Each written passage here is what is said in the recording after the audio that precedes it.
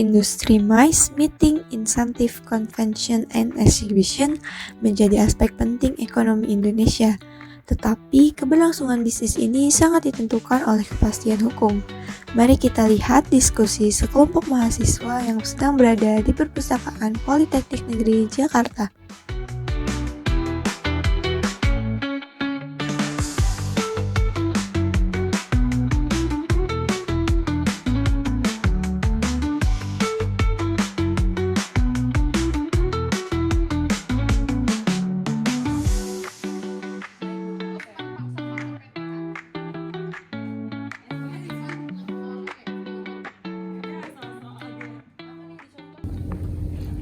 Guys, menurut kalian aspek hukum dalam bisnis di industri MICE penting nggak sih? Penting sih. Kita ambil contoh PT Diandra Promosindo. Mereka kan salah satu IO terbesar di Indonesia. Nah, mereka ini juga nerapin aspek hukum dalam bisnis. Kalau menurut kamu gimana nih?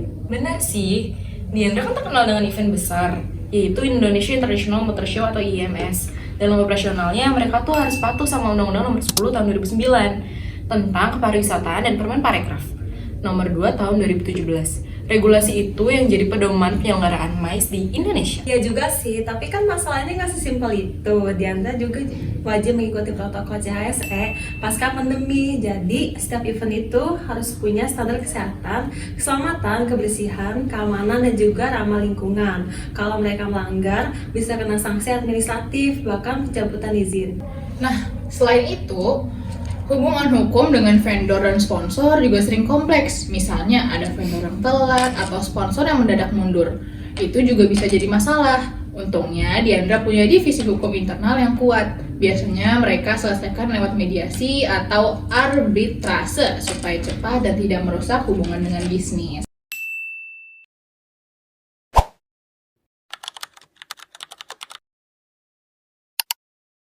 Arbitrase adalah cara penyelesaian sengketa di luar pengadilan yang dilakukan berdasarkan kesepakatan tertulis oleh para pihak yang bersengketa.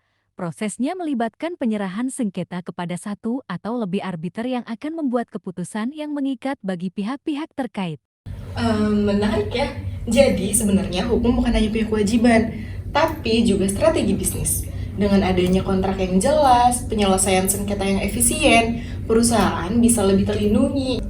Benar Nonik, apalagi sekarang Diandra juga menghadapi tantangan yang namanya event hybrid. Nah, mereka tuh harus patuh pada Undang-Undang Nomor 27 Tahun 2022 tentang perlindungan data pribadi. Bayangin kalau data peserta bocor, itu bisa jadi masalah hukum serius.